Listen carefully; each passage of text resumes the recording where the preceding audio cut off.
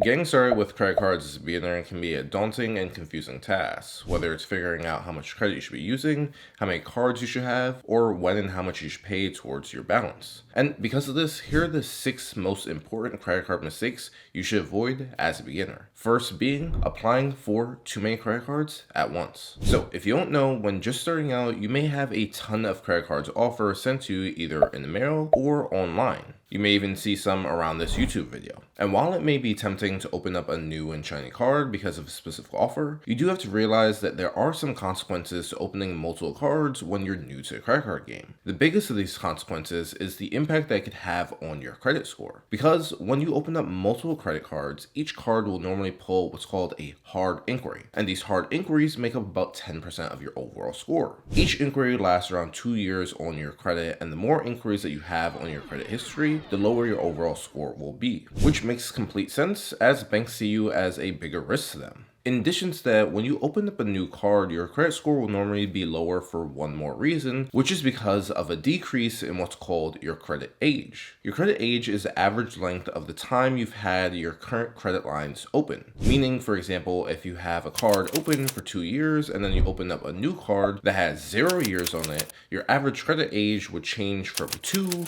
to 1 year. And because of this, the more cards that you open, especially in a short window of time, the more it will drag down your average credit age. Now, how will you know when it's time for you to open up your next card? Well, that's completely up to you. Just keep track of your average credit age and remember how opening a new card can impact your score. With that said, the next biggest mistake to avoid as a beginner is maxing out your credit card, which is actually more common, especially with people that are new to this credit scoring system, than you think. And the reason why I believe is because this is many people's first time with a credit limit, and a lot of people see the credit limit as the max amount of money that they should spend instead of using a fraction of that limit. So what do I mean by this? Well, let's say your credit card has a limit of $1,000, and in the month you spend your entire limit on, let's say, a new TV and maybe an iPad and just some other things, enjoying yourself. Well, when you spend that $1,000, you're maxing out what's called your credit utilization. Your credit utilization is the amount of money that you're using up of your total credit limit. So if you have a credit limit of $1,000 and you spend that entire $1,000, your current credit utilization would be 100%. Now, the reason why this isn't a good thing is because your credit utilization makes up about 30% of your overall score. So that's a pretty big amount. Plus, banks don't like to see that you need to use the entire loan amount provided to you, which makes sense. I mean, think about it this way. Say that you loaned me $100 and you know that I really only needed to use $20 of the full 100. If you loaned that $100 to another friend and they need to use that full $100, who do you think would be more likely to pay you back? With that said, the rule of thumb is that you shouldn't let your credit utilization get higher than 30%, meaning that of that $1,000 limit that you had, you shouldn't be spending more than $300 that month. But personally for me, 30% is still a little bit too high. I like to keep my credit utilization under 5%, and all year I've actually been able to keep it under 2%.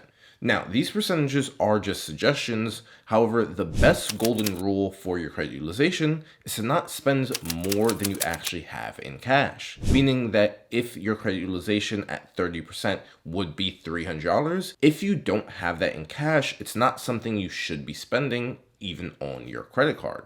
And that's because this is how cycles of debt are formed. I've seen many people start out with a credit card, spend more money than they have, and then end up paying interest for months, if not years, just because of reckless spending habits. Which brings me to mistake number 3, and that's carrying a balance. One of the most costly things you can do with your finances. And let me explain why. So, with your credit cards, when you spend, let's say, $300, you're effectively borrowing that money for a short period of time. And once you borrow that $300, your credit card company on your closing date will give you 2 main options, either to pay the full balance or to pay the minimum payment. If you pay the full balance by the due date, then great, you shouldn't have any issues and your credit limit will go back up to that $1,000. And your credit utilization will also drop back to 0%. Helping your overall credit score. However, if you only make the minimum payment, a couple different things will occur. First, let's say that your minimum required payment is $30. This means that your limit will go back up to $730,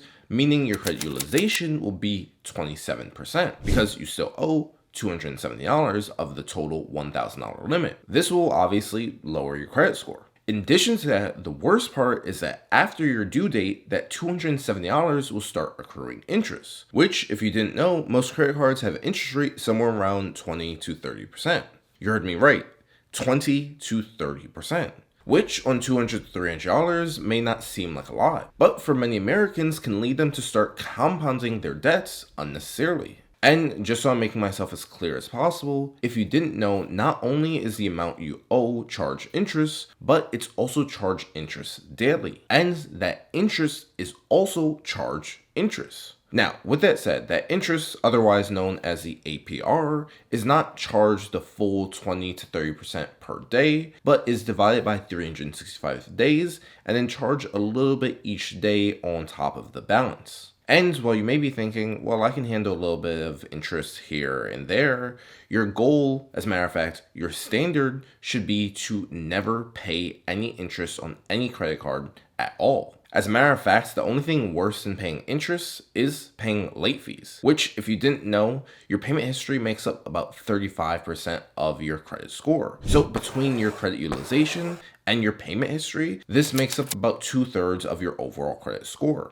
So how do you avoid all this? Well, that's pretty easy. First, like I said before, you're going to want to make sure that you don't actually spend any more money than you have in cash. Because remember, if you never spend more than you have in cash, you should always be able to pay off your credit cards with what you have in the bank. And secondly, not only is it important for you to pay off your card on time, which will help you avoid late fees, but to make sure that you never pay any credit card interest, you should be paying off your card in full. When you pay your card in full by the due date, you'll actually be able to ensure that the credit card companies aren't going to charge you any interest on the remaining balance, and you'll be able to keep your credit utilization extremely low. Remember, I mentioned that I personally like to keep my credit utilization under 5%, so I would suggest you do the same thing, because normally when you're learning to use a credit card, you're more prone to overspending since it's the first time you're using OPM. So by keeping your credit utilization under that 5%, you can keep a huge margin of safety, protecting yourself from falling into potential debt traps. Now, mistake number 4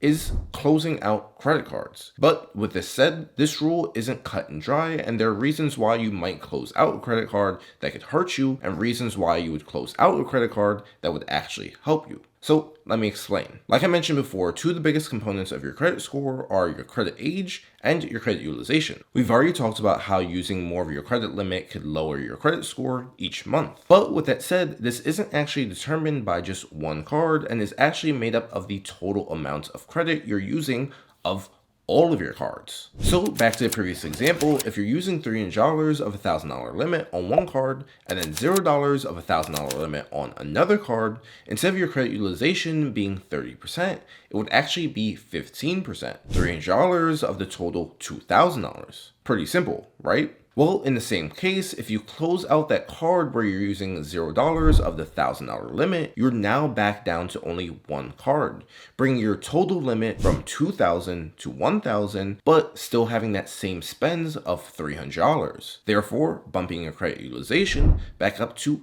30%. So you're probably thinking, well, if I open up a card, does that mean that I'm stuck with it forever? And the answer is no. Just because closing out a card may increase your credit utilization doesn't mean that there aren't reasons to close out a card. With the biggest reason being that a card has an annual fee, especially one that you're not taking advantage of the benefits for. In this case, then for me personally, I would close out that card. However, if there are no annual fees, then normally there aren't many good reasons to close out that card. But what if you just want to close out a card even if it has no annual fees? Just because you don't want to keep track of it, or you're afraid you might lose it, or someone will start using it. Well, then it's completely fine to close out as long as you understand that your utilization will most likely go up, dropping your overall score. And with that said, the only other thing you have to consider is how it will impact your credit age. Because remember, your credit age is an overall average of your open credit lines. So if you have two credit lines that are open, with one being open for 3 years and the other being open for 5 years, and you close out the one that was open for 5 years,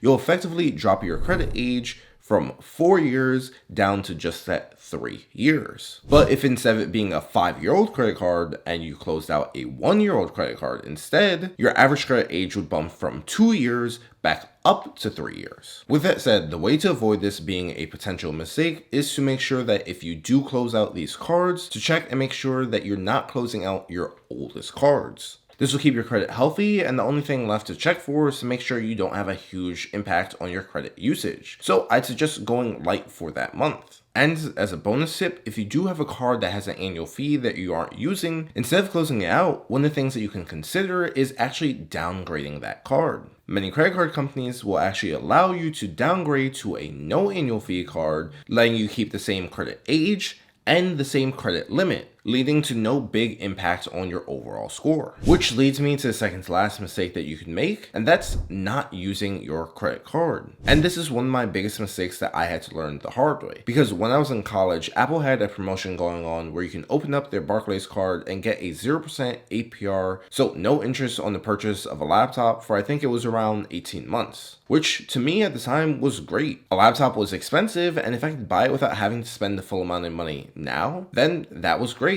And to be completely honest with you, it was. I got a laptop, made the monthly payments, and never paid interest on that card. However, I didn't think about one thing, which is something I actually just didn't know, that when you have a card open and you're not using it with no balance on it, that companies tend to close out those accounts. And I'll explain why this is bad in a second.